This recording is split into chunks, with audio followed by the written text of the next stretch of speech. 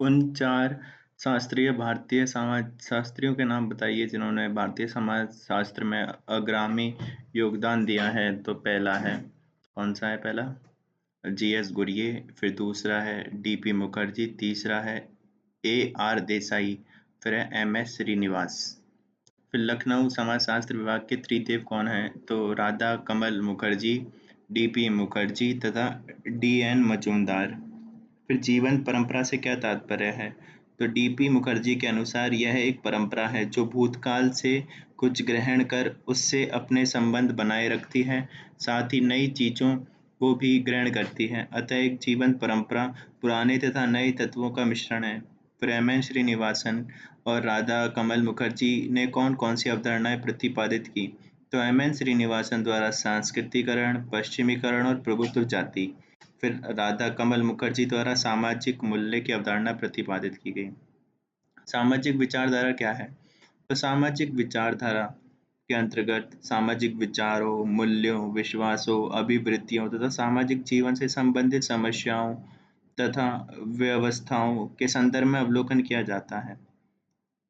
इसके अंतर्गत सामाजिक संबंध, सामाजिक संस्था व सामाजिक मूल्यों की परिस्थिति व भूमिका तथा सामाजिक नियंत्रण आदि पर पड़ने वाले प्रभावों का अध्ययन किया जाता है।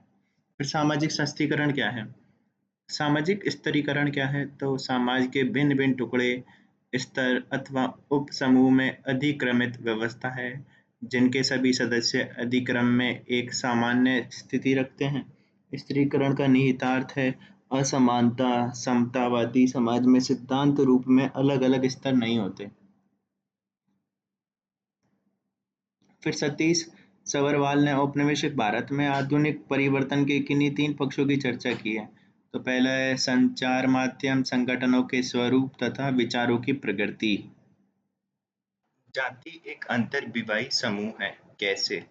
तो जाति एक अंतर्विवाही समूह है क्योंकि सामाजिक संस्था है जहां वैवाहिक रिश्ते केवल विशेष जाति, वर्ग या जनजाति समूह में किए जाते हैं। इसी सीमांकित वर्ग के बाहर विवाह निषेध होते हैं। इसका आम उदाहरण जाति विवाह है, जहां विवाह अपनी जाति के व्यक्ति से होता है, अतः जाति एक अंतर्विवाह समूह है। फिर जाति व्यवस्था असमानता का उदाहरण क्यों है? जाति व्यवस्था में खान-पान, सामाजिक सहवास, व्यवसाय, विवाह, धार्मिक, सामाजिक, आर्थिक निर्योग्यताएं, सामाजिक श्रेष्ठता का अधिक्रम सब ऊंच-नीच के आधार पर होते हैं। अतः जाति व्यवस्था असमानता का उदाहरण है। फिर भारत में परंपरागत रूप से जाति किस प्रकार श्रम विभाजन से संबंधित है? तो जाति व्यवसाय के चुनाव को सीमित कर देती है, जो जाति की तरह जन्म पर आधारित तथा वंशानुगत होता है। समाज के स्तर पर जाति श्रम विभाजन में कठोरता देखी जाती है तथा विशिष्ट व्यवसाय कुछ विशिष्ट जातियों को ही दिए जाते हैं। फिर जाति व्यवस्था के उद्भव के किन्हीं 2 सिद्धांतों के नाम लिखिए। तो पहला है प्रजातियां अथवा नस्लीय सिद्धांत, जो कि दिया मजूमदार ने, और लुई डुमा का सांस्कृतिक सिद्धांत। फिर जाति की पृथक सदस्यता से क्या तात्पर्य है? तो जो व्यक्ति जिस जाति में जन्म लेता है वह जीवन पर्यंत उस जाति का सदस्य बना रहता है, अर्थात जाति की सदस्यता प्रदत्त होती है, अर्थात जाति में सदस्यता जन्म आधारित होती है जो प्रदत्त होती है। फिर जाति व्यवस्था में जजमानी संबंधों की भूमिका बताइए। तो यह एक सकारात्मक सामाजिक अनुबंध था जो समाज में परस्पर निर्भरता सहयोग को बढ़ाता है। दूसरी ओर यह नकारात्मक अनुबंध भी है क्योंकि प्रजा को उसकी सेवा का उचित मूल्य नहीं मिलता है। फिर मैक्स वेबर के अनुसार वर्ग को परिभाषित कीजिए। तो मैक्स वेबर के अनुसार एक समूह तब वर्ग कहा जाता है जबकि उस समूह के लोगों के जीवन के अवसर समान रूप से प्राप्त हों, उस समूह का वस्तुओं पर अधिकार या आर्थिक हित की अवस्थाओं के अनुरूप हो। मैक्स वेबर पूर्ण रूप से वर्ग के आर्थिक आधार को महत्व देते हैं। फिर सार्वजनिक विकलांगता से क्या तात्पर्य है? हरिजनों, दलितों को कई सार्वजनिक अपमानों का सामना करना पड़ता है क्योंकि उन्हें सार्वजनिक उपयोगिता जैसे कुएं, सार्वजनिक परिवहन के साथ साथ शैक्षणिक संस्थाओं की सेवाओं का उपयोग करने के लिए वंचित कर दिया जाता है। समान परिस्थिति वर्ग निर्धारण करती है, अधिकार से वंचित कर दिया जाता है। फिर अगला, समान परिस्थिति वर्ग निर्धारण करती है, स्पष्ट करें। तो परिस्थिति के निर्धारण के कई आधार करते हैं, जैसे संपत्ति के आधार पर, राजनीति के आधार पर, समाज में प्रतिष्ठा के आधार पर। फिर जब कोई व्यक्ति एक सी परिस्थिति के होते हैं तो वर्ग के सदस्य माने जाते हैं, जैसे यदि किसी समाज में संपत्ति को अधिक महत्व दिया जाता है तो अधिक संपत्ति वाले समान परिस्थिति के लोग एक वर्ग के सदस्य माने जाते हैं। फिर सांस्कृतिकरण की प्रक्रिया से आप क्या अभिप्राय है? आपका क्या अभिप्राय है? तो सांस्कृतिकरण सामाजिक गतिशीलता की वह प्रक्रिया है जिसके द्वारा कोई निम्न जाति या जनजाति अपनी प्रथाओं, रीति-रिवाजों को त्याग कर किसी प्रभु या द्विज जाति का अनुसरण इस आशय से करती है कि भविष्य में सामाजिक सोपान में उसे उच्च परिस्थिति प्राप्त हो सके। यह अवधारणा एम.एन. श्रीनिवासन द्वारा दी गई। फिर विसंस्कृतिकरण से क्या अभिप्राय है? तो जब कोई उच्च जाति अपनी जीवन शैली को त्याग कर निम्न जाति की जीवन शैली अनुसरण करती है तो विसंस्कृतिकरण कहलाता है। विसंस्कृतिकरण अधोगामी सामाजिक गतिशीलता को दर्शाता है। फिर परसंस्कृतिकरण क्या है? तो परसंस्कृतिकरण का आशय है एक सामाजिक समूह से दूसरे सामाजिक समूह में सांस्कृतिक तत्वों का प्रसारण एवं स्थानांतरण। परसंस्कृतिकरण संस्कृति परिवर्तन की प्रक्रिया है जो विभिन्न संस्कृतियों वाले समुदायों के बीच संपर्क के कारण प्रतिफल होती है। फिर पुनः संस्कृतिकरण क्या है? तो पुनः संस्कृतिकरण की अवधारणा के अनुसार एक बार परंपरागत मूल्यों, व्यवहार एवं विश्वासों को त्यागने के पश्चात पुनः परंपरागत मूल्यों की ओर उन्मुख होने की प्रक्रिया ही पुनः संस्कृतिकरण है। फिर विसंस्कृतिकरण क्या है? तो वस्तुतः पर संस्कृतिकरण ग्रहण की प्रक्रिया में किसी समूह या उसके सदस्य का अपने मूल सांस्कृतिक विशेषकों से वंचित होना विसंस्कृतिकरण कहलाता है। फिर संस्कृति लेश या कल्चरल स्ट्रेन क्या है? तो ये किसी संस्कृति में पर संस्कृति ग्रहण की प्रक्रिया में विसंतुलन के कारण अस्थिरता व अशांति की स्थिति है। संस्कृति लेस नवीन संस्कृति को स्वीकार या अस्वीकार करने की इच्छा के मध्य द्वंद्व का परिणाम है। फिर श्रीनिवास ने संस्कृतिकरण का सिद्धांत देने से पूर्व किस समाज का अध्ययन किया था? श्रीनिवास ने दक्षिण भारत के कुर्ग लोगों के सामाजिक आर्थिक जीवन के विश्लेषण के द्वारा 1952 में संस्कृतिकरण का सिद्धांत प्रतिपादित किया। फिर योगेंद्र सिंह के अनुसार पश्चिमीकरण को परिभाषित कीजिए। तो मानववाद तथा बुद्धिवाद पर जोर पश्चिमीकरण है जिसने भारत में संस्थागत तथा सामाजिक सुधारों को प्रारंभ किया। औद्योगिक शैक्षणिक औद्योगिक व शिक्षण संस्थाओं की स्थापना, राष्ट्रीयता का उदय, देश में नवीन राजनीतिक संस्कृति और नेतृत्व सब पश्चिमीकरण के उपोत्पादन है। ठीक है। फिर एम.एन. श्रीनिवासन द्वारा पश्चिमीकरण को स्पष्ट करने हेतु व्याख्या की गई है क्या? तो अंग्रेजी शासन के कारण भारतीय समाज और संस्कृति में बुनियादी और स्थायी परिवर्तन हुए। यह काल भारतीय इतिहास के पिछली सभी कालों से भिन्न था क्योंकि अंग्रेज अपने साथ नई प्रौद्योगिकी, संस्थाएं, ज्ञान, विश्वास, मूल्य लेकर आए थे। अंग्रेज अपने साथ छापे खाने भी लाए थे और इसने भारतीय जीवन में चिंतन और गंभीर बहुविध परिवर्तन उत्पन्न किए। फिर श्रीनिवास ने पश्चिमीकरण के कितने स्तरों की चर्चा की है? तो श्रीनिवास के अनुसार 3 स्तर हैं। पहला प्राथमिक जो व्यतीत हो चुका है, दूसरा माध्यमिक ग्रामीण क्षेत्र इस स्तर पर हैं और तृतीय नगरीय और महानगरीय संस्कृति माध्यमिक व तृतीयक स्तर के मध्य से गुजर रही है। फिर है संस्कृतिकरण और पश्चिमीकरण में क्या अंतर है? तो एम.एन. श्रीनिवासन के अनुसार सांस्कृतिकरण और पश्चिमीकरण दोनों ही सामाजिक परिवर्तन को दर्शाते हैं लेकिन दोनों में पर्याप्त अंतर भी पाया जाता है। सांस्कृतिकरण यह प्राचीन काल से ही चलती आ रही है, इसका अनुसरण केवल निम्न जातियां करती है और इसमें केवल पदमूलक परिवर्तन होता है। फिर पश्चिमीकरण यह ब्रिटिश शासन काल से प्रारंभ हुई है, इसका क्षेत्र विस्तृत है, संपूर्ण समाज इससे प्रभावित होता है, इसमें पदमूलक तथा संरचनात्मक दोनों परिवर्तन होते हैं। फिर लौकिकरण का सामान्य अर्थ क्या है? तो वह सामाजिक प्रक्रिया जिसके द्वारा धार्मिक या परंपरागत व्यवहारों में धीरे धीरे तार्किकता का समावेश होता जाता है और अर्थात जीवन व्यवहारों का उद्देश्य धार्मिक न होकर व्यवहारिक होता है, वह लौकिकीकरण है। फिर लौकिकीकरण के लिए आवश्यक मूल तत्वों को नामांकित कीजिए। तो वैज्ञानिक और तर्कसंगत स्वभाव, धार्मिक तटस्थता एवं सर्वधर्म समभाव, धार्मिक समानता, सहिष्णुता, धार्मिक स्वतंत्रता। फिर ब्रायन आर विल्सन के अनुसार धर्मनिरपेक्षीकरण की परिभाषा दीजिए। तो यह एक ऐसी प्रक्रिया को इंगित करता है जिसके अंतर्गत विभिन्न सामाजिक संस्थाएं धार्मिक अवधारणाओं की पकड़ या प्रभाव से बहुत हद तक मुक्त हो जाती हैं। अर्थात धर्मनिरपेक्षीकरण की प्रक्रिया के अंतर्गत प्रतिदिन के जीवन पर धार्मिक नियंत्रण कम होना, कर्मकांडीय प्रक्रिया का तर्क द्वारा स्थानापन्न किया जाना, धार्मिक विश्वासों के प्रति विरोधात्मक परिस्थितियों का विकास शामिल किया जाता है। फिर वैश्विक गांव क्या है? तो संस्थाओं व सूचना प्रौद्योगिकी एवं संचार परिवहन ने संपूर्ण विश्व के विभिन्न भागों को परस्पर जोड़ दिया है। इसने भौगोलिक सीमाओं की बाध्यता समाप्त कर दी है, जिस जिसे विश्व एकीकरण या वैश्वीकरण या वैश्विक गांव कहा जाता है। फिर शारदा एक्ट क्या है? हरविलास शारदा द्वारा बाल विवाह निषेध अधिनियम 1929 पारित करवाया गया, जिसे उन्हीं के नाम से शारदा एक्ट कहा जाता है। इस अधिनियम के तहत लड़कियों की शादी की उम्र 14 और लड़कों के लिए 18 साल तय की गई। इसके बाद में संशोधन के माध्यम से लड़कियों की उम्र 18 और लड़कों के लिए 21 कर दिया गया। फिर बाल विवाह को परिभाषित कीजिए। बाल विवाह निषेध अधिनियम 2006 के अनुसार 18 वर्ष से कम आयु की लड़की और 21 वर्ष से कम आयु के लड़के का विवाह बाल विवाह माना जाता है, जो कि गैर कानूनी है। फिर भारत में बाल विवाह के प्रमुख कारण बताइए। तो विश्व में कुल बाल विवाहों में से 40% बाल विवाह भारत में होते हैं।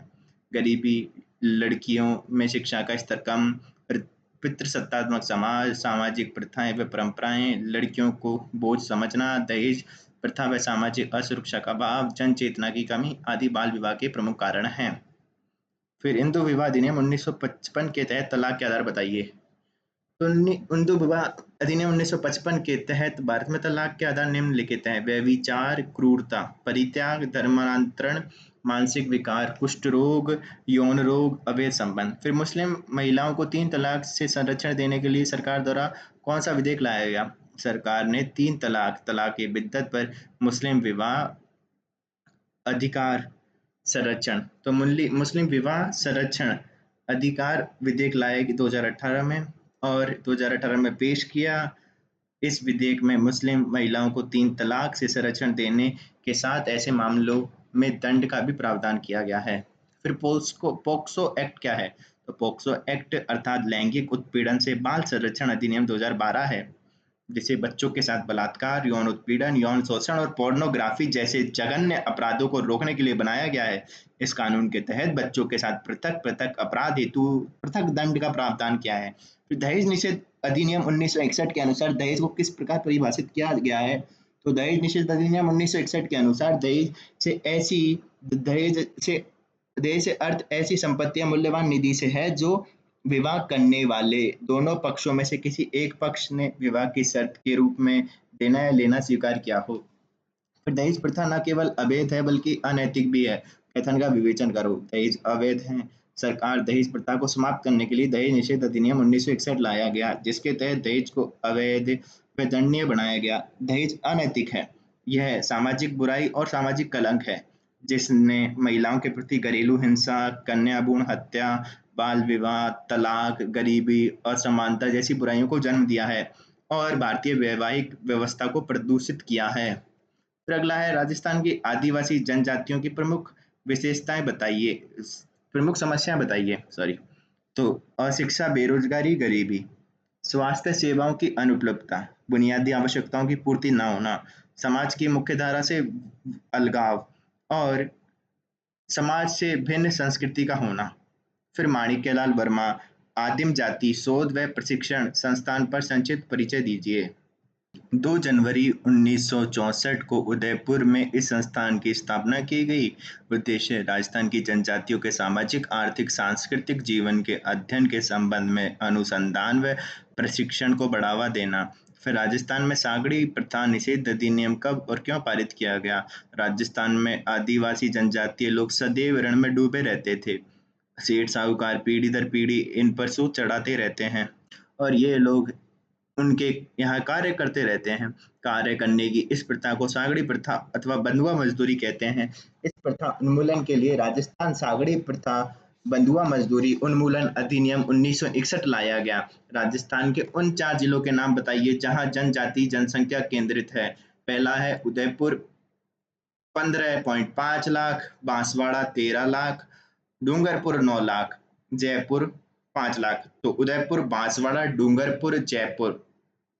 राजनीतिक भ्रष्टाचार को परिभाषित कीजिए।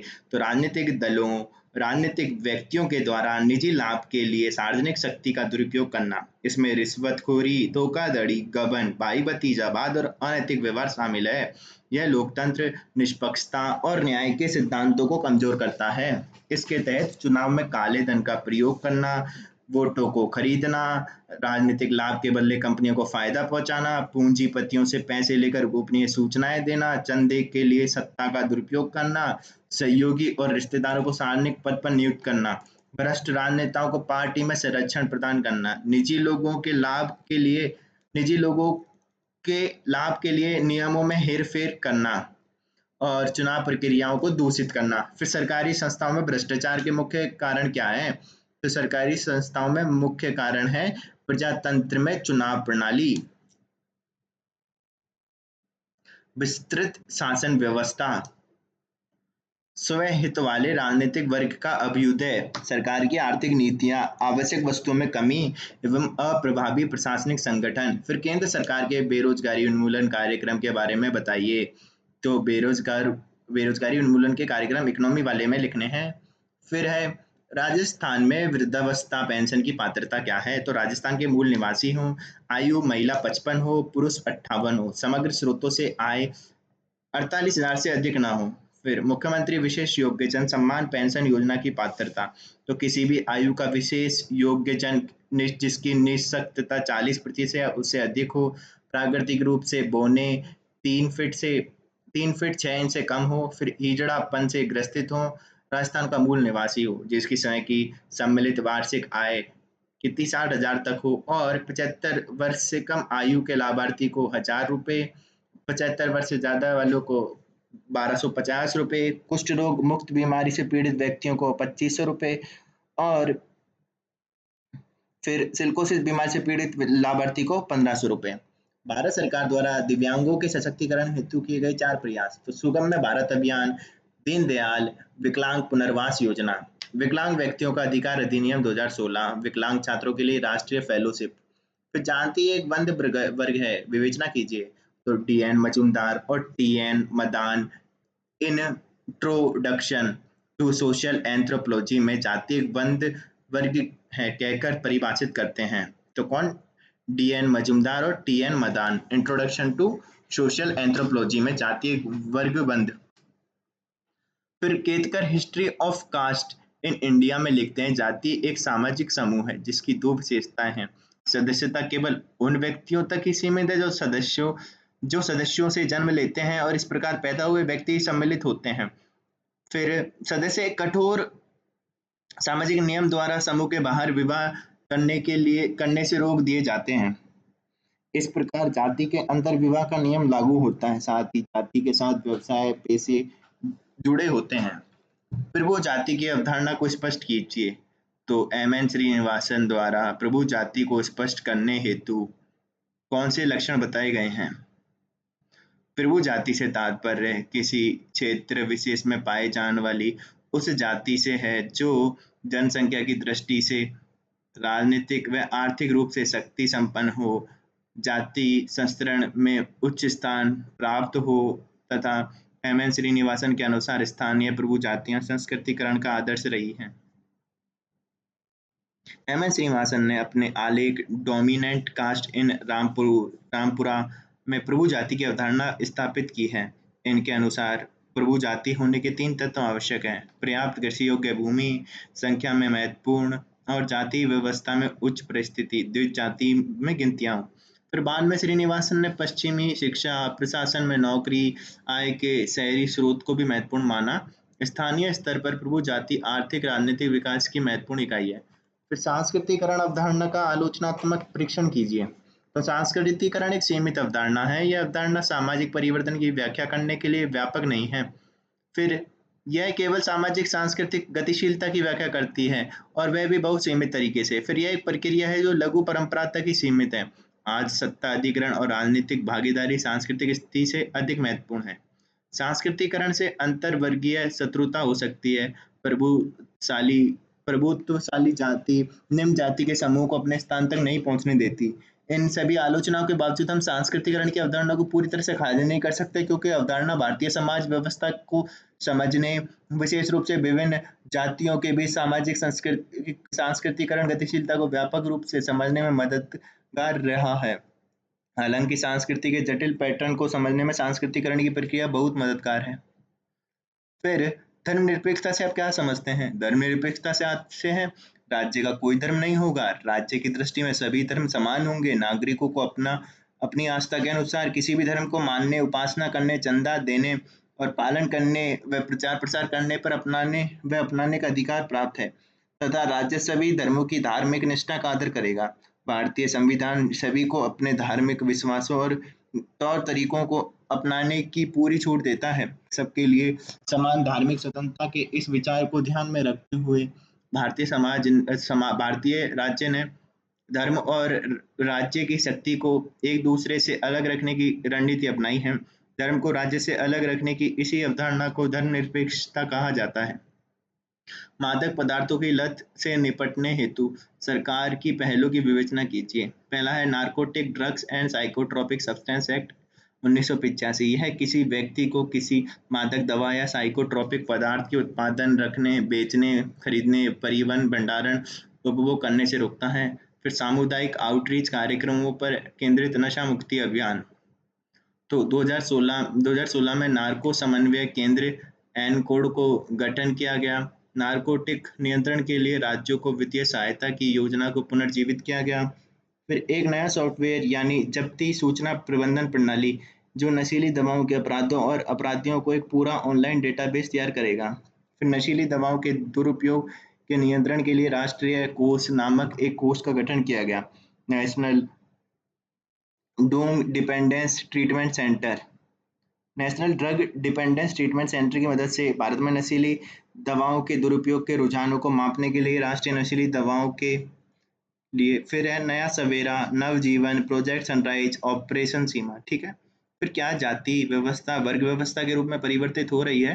तो डॉक्टर राधा कमल मुखर्जी ने कहा है, नगरीय वातावरण ने छुआछूत के नियमों, निम्न स्तर की जातियों की नागरिक व धार्मिक योग्यताओं को शिथिल करने में सहायता पहुंचाई है। आज जाति के साथ साथ कुछ समानांतर संगठन भी प्रकट होने लगे हैं।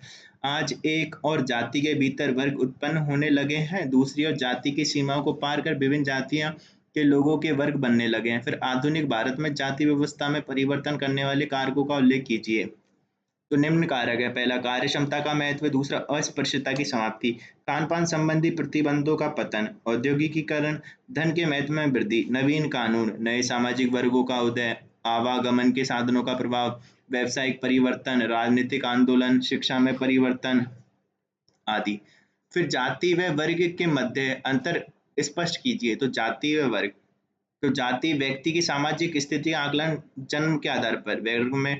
वर्ग की स्थिति का आकलन उसके व्यक्तिगत गुणों व आर्थिक गुणों के आधार पर। फिर जाति में गतिशीलता नहीं होती, वर्ग में गतिशीलता होती है। जाति व्यावसायिक गतिशीलता का अभाव है, वर्ग में व्यावसायिक गतिशीलता होती है। जाति एक अंतर्विवाही समूह है, वर्ग इसके सदस्य किसी भी जातीय धर्म में विवाह संबंध स्थापित कर सकते हैं। जाति यह एक बंद वर्ग है, यह विभिन्न माध्यमों से सदस्यों के आचरण, व्यवहार, कार्यों पर प्रतिबंध लगाती है। और वर्ग एक खुली जाति है जहां सदस्यों पर किसी प्रकार का नियंत्रण नहीं रखा जाता। फिर जाति सदस्यों के मध्य पारस्परिक प्रेम, सहानुभूति, आत्मीयता व सहयोग रहता है। पर वर्ग सदस्यों के मध्य पारस्परिक प्रतिद्वंद्विता, व्यक्तिगत लाभ की प्रकृति आदि रहता है। फिर जाति व्यवस्था में विभिन्न स्तर होते हैं, जैसे विभिन्न उपजातियां। फिर वर्ग में भी विभिन्न स्तर पाए जाते हैं, जैसे उच्च वर्ग, निम्न वर्ग आदि। फिर एम एन श्रीनिवास के अनुसार पश्चिमीकरण की विशेषताएं बताइए। तो अंग्रेजी शासन की लंबी कालावधि के फलस्वरूप भारतीय सामाजिक सांस्कृतिक व्यवस्था पर पड़े प्रभाव अर्थात पश्चिमीकरण की श्रीनिवासन के अनेक विशेषताओं का उल्लेख किया है, जो कि निम्न है। पश्चिमीकरण ने जीवन के हर क्षेत्र सांस्कृतिक, धार्मिक, राजनीतिक, आर्थिक को प्रभावित किया है। पश्चिमीकरण एक अंतर्भूतकारी, संश्लिष्ट, बहुस्तरीय अवधारणा है, जिसके एक छोर पर पश्चिमी पहनावा, खान पान आदि और दूसरे छोर पर आधुनिक विज्ञान, तार्किकता, आधुनिक इतिहास स्थित है। फिर पश्चिमीकरण एक ऐसी जटिल प्रक्रिया है जिसका प्रभाव सभी पर समान मात्रा में नहीं पड़ता। जैसे लोगों के किसी समूह ने पश्चिमी वेशभूषा, भोजन के तरीकों, भाषा, खेलकूद आदि को मान लिया, जबकि दूसरे समूह ने पश्चिमी विज्ञान, ज्ञान व साहित्य को अपना लिया। पश्चिमीकरण नैतिक दृष्टिकोण से तटस्थ है, अर्थात अच्छे बुरे का अभिव्यक्ति नहीं करती। फिर पश्चिमीकरण किसी व्यक्ति के व्यक्तित्व के विभिन्न पक्षों को समान मात्रा में प्रभावित नहीं करता। पश्चिमीकरण व्यक्ति को प्रत्यक्ष अप्रत्यक्ष दोनों रूप से प्रभावित करता है। फिर सांस्कृतिकरण अवधारणा का आलोचनात्मक विश्लेषण कीजिए। तो सांस्कृतिकरण एक सीमित अवधारणा है। यह अवधारणा सामाजिक परिवर्तन की व्याख्या करने के लिए पर्याप्त नहीं है। यह केवल सामाजिक सांस्कृतिक गतिशीलता की व्याख्या करती है, वह भी बहुत सीमित तरीके से। यह प्रक्रिया है जो लघु परंपरा तक ही सीमित है। आज सत्ता अधिग्रहण और राजनीतिक भागीदारी सांस्कृतिक स्थिति से अधिक महत्वपूर्ण है। सांस्कृतिकरण से अंतर्वर्गीय शत्रुता हो सकती है, और इन सभी आलोचनाओं के बावजूद हम सांस्कृतिकरण की अवधारणा को पूरी तरह से खारिज नहीं कर सकते, क्योंकि यह अब धारणा भारतीय समाज व्यवस्था को समझने और विशेष रूप से विभिन्न जातियों के बीच सामाजिक सांस्कृतिक गतिशीलता को व्यापक रूप से समझने में मददगार रही है। तो भारत में लौकिकीकरण के कारक बताइए। सामाजिक धार्मिक आंदोलन। धार्मिक आंदोलन ने कुरीतियों का विरोध करते हुए समानता, मानवता आदि मूल्यों पे बल दिया, तार्किकता, वैज्ञानिकता पे। फिर पश्चिमीकरण। इसके फलस्वरूप अलौकिक सत्ता के प्रति विश्वास कम व अलौकिकता में विश्वास बढ़ा। धार्मिक संगठनों का अभाव। भारत में केंद्रीय देशव्यापी धार्मिक संगठन न होने के कारण अन्य विचारधाराओं का भी प्रभाव रहा। फिर नगरीकरण। लौकिकीकरण की प्रक्रिया गांवों की तुलना शहरों में अधिक होती है। फिर मध्यम वर्ग का उदय। व्यापार वाणिज्य के विकास तथा औद्योगिक क्रांति के फलस्वरूप उदित मध्यम वर्ग ने परंपरागत विचारधाराओं का विरोध किया। यातायात व संचार के साधनों की उन्नति। यातायात व संचार के साधनों के विकास ने धर्म, जाति, राज्य के नाम पर विविध लोगों को करीब ला दिया। राजस्थान में जनजातियों पर आधुनिकता का क्या प्रभाव पड़ा? वनों की अंधाधुंध कटाई व शेष बचे अधिकांश वनों को सरकार द्वारा सुरक्षित व संरक्षित कर देने के कारण आई वन क्षेत्रों की कमी ने जनजातियों के जीवन पर प्रतिकूल प्रभाव डाला। वनो वनो वनोपज और वन्यजीवों की कमी व भूक्षरण के कारण घटती कृषि उत्पादकता से इनकी अर्थव्यवस्था चरमरा गई। जीवन निर्वाह के सीमित साधन व नशे की बढ़ती प्रवृत्ति ने इनमें लूट, मार, चोरी जैसे अपराधों को बढ़ावा दिया है। स्थानीय संसाधनों के सीमित होने के कारण इनका पलायन शहरों की ओर हुआ है। इनका आर्थिक शोषण होता है। फिर शहरी संपर्क के कारण इनके सांस्कृतिक परिवेश जैसे खान-पान, पहनावा, प्रथाएं आदि का ह्रास हुआ है। हालांकि शिक्षा के प्रसार, स्वास्थ्य सेवाओं की उपलब्धता आदि ने जनजातियों में जागरूकता, उच्च स्वास्थ्य स्तर आदि को बढ़ावा दिया है, किंतु तुलनात्मक रूप से इनके सामाजिक व सांस्कृतिक पक्ष प्रतिकूल प्रभावित किए हैं। फिर भारत में भ्रष्टाचार निवारण हेतु उठाए गए कदमों की टिप्पणी कीजिए। तो भ्रष्टाचार निवारण अधिनियम 1988, इसमें स्पष्ट रूप से रिश्वत देने का कार्य अपराधीकरण किया गया है। फिर धन शोधन निवारण अधिनियम 2002, यह भारत में अपराध की आय के उपयोग को प्रतिबंधित करता है, यानी कि काले धन को। फिर केंद्रीय सतर्कता आयोग अधिनियम 2003, इसके तहत निर्मित सतर्कता आयोग भ्रष्टाचार और कार्यालय के दुरुपयोग जैसी शिकायतें सुनता है। फिर सूचना का अधिकार अधिनियम 2005, सूचना का प्रकटीकरण भ्रष्टाचार संबंधी गतिविधियां रोकने में सहायक है। फिर लोकपाल और लोकायुक्त अधिनियम 2013, लोक सेवकों के विरुद्ध भ्रष्टाचार की शिकायत की जांच करने हेतु अन्य प्रयास। कंपनियों अधिनियम 2013, विसल ब्लोवर प्रोटेक्शन एक्ट 2014, विदेशी योगदान अधिनियम 2010। फिर कानूनी सुधार के अतिरिक्त विभिन्न प्रयास जैसे कि प्रशासनिक सुधार में ई गवर्नेंस पहल, सिंगल विंडो सिस्टम, डीबीटी, नागरिक चार्टर, शिकायत तंत्र आदि। और आर्थिक सुधार में उदारीकरण, निजीकरण, विमुद्रीकरण, चुनावी सुधार जैसे आय प्रकटीकरण, मापदंड, नगद दान की सीमा आदि। फिर दहेज प्रथा से होने वाले सामाजिक दुष्प्रभावों पर लेख लिखिए। तो लैंगिक हिंसा, लैंगिक अपराध, लैंगिक अत्याचार को बढ़ावा। लैंगिक भेदभाव को बढ़ावा महिलाओं को दायित्व के रूप में देखा जाता है तथा शिक्षा, स्वास्थ्य, क्षमता, अवसर, सुविधा में भेदभाव किया जाता है। फिर गरीबी को बढ़ावा। यह प्रथा गरीब को गरीब बना देती है। व्यक्ति ऋण के कुचक्र में फंसकर शोषण का शिकार बनता रहता है। महिलाओं का वस्तुकरण होना। महिलाओं को वस्तु माना जाता है, जिससे अधिकारों का हनन होता है। भ्रूण हत्या का बढ़ना। पुत्री के जन्म को अभिशाप माना जाता है। भ्रूण हत्या जैसी घटनाएं बढ़ती हैं तथा समाज का ढांचा प्रभावित होता है। फिर सांप्रदायिकता के दुष्परिणामों पर प्रकाश डालिए। तो सांप्रदायिकता से अभिप्राय है कि समाज धार्मिक समुदाय में बटा हुआ है, जिनके स्वार्थ एक दूसरे से भिन्न होते हैं। उनमें पारस्परिक विरोध भी होता है। सांप्रदायिकता के निम्नलिखित दुष्परिणाम देखने को मिलते हैं। पहला, राष्ट्रीय एकता में बाधक। समाज में पारस्परिक तनाव, सार्वजनिक धन संपत्ति की हानि, राजनीतिक अस्थिरता, अराजकता में वृद्धि, सांस्कृतिक एकीकरण में बाधक। फिर डॉक्टर जी एस गुरिये के अनुसार जाति की विशेषताएं क्या हैं? तो डॉक्टर जी एस गुरिये ने अपनी पुस्तक कास्ट क्लास ऑक्यूपेशन में जाति की 6 विशेषताएं बताई हैं। पहला, समाज का खंडात्मक विभाजन, फिर संस्तरण, फिर भोजन व सामाजिक संसर्ग पर प्रतिबंध, विभिन्न जातियों की सामाजिक धार्मिक निर्योग्यताएं, व्यवसाय के अप्रतिबंधित चुनाव का अभाव और विवाह संबंधी प्रतिबंध। सांप्रदायिकता किस प्रकार से लोकतंत्र को प्रभावित करती है? सांप्रदायिकता निम्न प्रकार से लोकतंत्र को प्रभावित करती है। सांप्रदायिकता के आधार पर राजनीतिक दलों का गठन किया गया, जैसे हिंदू महासभा, मुस्लिम लीग, अकाली दल। फिर ये सभी दल राष्ट्रीय हित की बजाय सांप्रदायिक हित को प्राथमिकता देते हैं। चुनावों में सभी दल अपना प्रत्याशी योग्यता के आधार के बजाय उस क्षेत्र के सांप्रदायिक समीकरण के आधार पर घोषित करते हैं। फिर सांप्रदायिकता सामाजिक असमानता तथा विघटन को बढ़ावा देती है, जिसके फलस्वरूप दंगे होते हैं। सांप्रदायिकता हिंसा, जातिगत भेदभाव को जन्म देती है, जिससे पतित राजनीति का उद्भव होता है। फिर निर्धनता को परिभाषित करते हुए समाज में व्याप्त निर्धनता के मुख्य कारण बताइए। निर्धनता एक सामाजिक समस्या है, अर्थात समाज का एक ऐसा वर्ग जो अपने जीवन तथा स्वास्थ्य के लिए न्यूनतम उपभोग आवश्यकताओं की प्राप्ति भी नहीं कर पाता, निर्धन की श्रेणी में आता है। समाज में निर्धनता के कारण जनसंख्या का दबाव, समाज में व्याप्त अशिक्षा, निरंतर बेरोजगारी, प्रति व्यक्ति आय कम होना, आय की असमानता होना। फिर राजस्थान में ग्रासीय जनजाति के आवास, अर्थव्यवस्था और समाज का वर्णन कीजिए। मीणा भील जनजाति के बाद तीसरी सबसे बड़ी जनजाति है। निवास दक्षिण राजस्थान में उदयपुर, डूंगरपुर, बांसवाड़ा, सिरोही, पाली जिले में। आवास घर, घेर तथा गांव की सबसे छोटी इकाई फालिया कहलाती है। ग्रासियों के पंचायत के मुखिया को सहलोत या पालवी कहते हैं। इनकी झोपड़ियां को पहाड़ों की तलहटी में होती हैं। फिर अनाज के भंडारण के लिए कोठियां बनाई जाती हैं, जिसे सोहरी कहते हैं। कमरे के बाहर का बरामदा ओसरा कहलाता है। और अर्थव्यवस्था पितृसत्तात्मक, परिवार में भरण पोषण की जिम्मेदारी मुखिया की होती है, जो कृषि कार्य करता है। महिला भी कृषि कार्य में पुरुष का साथ देती है। समाज संस्कृति, समाज दो भागों में विभक्त है, भील ग्रासिया और गमेती ग्रासिया।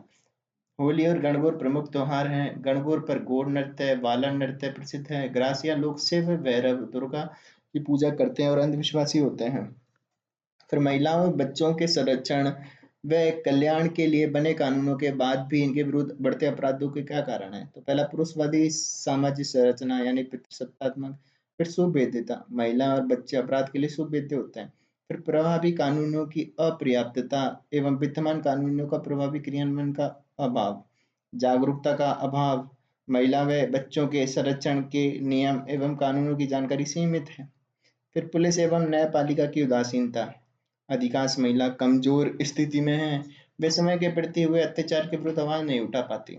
फिर जजमानी प्रथा के गुण व दोष बताएं। तो हिंदू समाज में विभिन्न जातियों की पारस्परिक निर्भरता को जजमानी प्रथा के नाम से जानते हैं। गुण यानी महत्व हैं, जैसे कि आर्थिक सामाजिक व्यवस्था के रूप में ग्राम समुदाय के सदस्यों को एकता में बांधती हैं। फिर ग्राम समुदाय को संतोषजनक जीवन प्रदान करती हैं। सामाजिक नियंत्रण को पुष्ट करती हैं। व्यावसायिक संगठन का अवसर प्रदान करती हैं।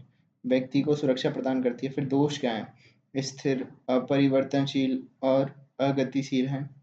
नवीन परिवर्तनों में बाधक, प्रगति में बाधक। फिर व्यवसाय एवं उद्योग की प्रगति में बाधक। व्यक्ति व्यक्तिक स्वतंत्रता की विरोधी, गुलामी का प्रतीक। फिर शूद्रों के शोषण की व्यवस्था, बेगारी का प्रोत्साहन। फिर दिव्यांगजन अधिकार अधिनियम 2016 किस प्रकार दिव्यांगजनों को सशक्तिकरण प्रदान करेगा? तो भारत सरकार द्वारा लागू दिव्यांगजन अधिकार अधिनियम 2016 के तहत दिव्यांगता की 7 की जगह 21 श्रेणियां हैं। राज्य में सरकार द्वारा राजस्थान दिव्यांगजन अधिकार अधिनियम 2018 का निर्माण कर 24 जनवरी 2019 को लागू किया गया। फिर नियम 2018 के प्रावधान के अनुसार सरकारी सेवाओं में विशेष योग्यजन की 3% की जगह 4% आरक्षण और पदोन्नति में 4% आरक्षण। आयु सीमा में 5 वर्ष की अतिरिक्त छूट, अंकों में 5% की छूट तथा 23 की जगह 60 प्रकार की व्यावसायिक गतिविधियों के लिए ऋण का लाभ मिलेगा। फिर राजस्थान की जनजातियों की 5 विशेषताएं बताइए, समस्याएं लिखिए। तो पहली है अस्थायी कृषि यानी ऋणग्रस्तता, ऋण बंधन, बंधुआ मजदूरी, सागड़ी प्रथा एक नियति बन गई है। फिर भूमि हस्तांतरण, प्रवसन व निर्जनीकरण, जिसमें जनहास होता है। फिर अशिक्षा, गरीबी, बेरोजगारी से सभी जनजातियां जूझ रही हैं। फिर औद्योगिकरण, नगरीकरण से सामाजिक संगठन, धार्मिक मान्यताएं, परंपराएं, प्रथाएं कमजोर पड़ गई हैं। फिर मदिरा पान व स्वास्थ्य संबंधी समस्याएं लगभग सभी जातियों में पाई जाती हैं। फिर राजस्थान की भील जनजाति के आवास, अर्थव्यवस्था व समाज का वर्णन कीजिए। तो भील भारत की एक मुख्य तथा प्राचीनतम जनजातियों में से एक है, जो पहाड़ी क्षेत्र में नदी किनारे पर निवास करती हैं। मचुमदार इनकी उत्पत्ति पूर्व द्राविडियन से मानते हैं, जबकि गुहा प्रोटोस्टेरियड और रिजले द्राविड़ प्रजाति का मानते हैं। भीलों का जन्म, जीवन का विवेचन निम्नलिखित बिंदु के तहत किया जा सकता है। तो सामाजिक संगठनात्मक व्यवस्था, हमें इसमें निम्नलिखित रेखा चित्र से स्पष्ट कर सकते हैं। पहला, परिवार। भीलों के परिवार में पति, पत्नी व अविवाहित बच्चे सम्मिलित होते हैं। इनका परिवार पितृसत्तात्मक, पितृस्थानातक व पितृवंशीय होता है। विवाह, भीलों में प्राय एकल विवाह प्रथा होती है, लेकिन बहु पति प्रथा कभी नहीं पाई जाती। अतः अंतः जाति व अधिमान्य विवाहों का प्रचलन है। देवर विवाह, शाली विवाह, विनय विवाह, क्रय विवाह, सेवा विवाह, सह पलायन विवाह, हरण आदि प्रकार के विवाहों का प्रचलन है। पुनर्विवाह एवं वधु मूल्य दापा मान्य है। पुनर्विवाह यानी नाता नाता प्रथा। फिर नेजा उत्सव द्वारा वधु का चयन किया जाता है। तलाक पति पत्नी दोनों में से कोई भी दे सकता है, लेकिन स्त्री यदि तलाक देती है तो दापा लौटाना पड़ता है।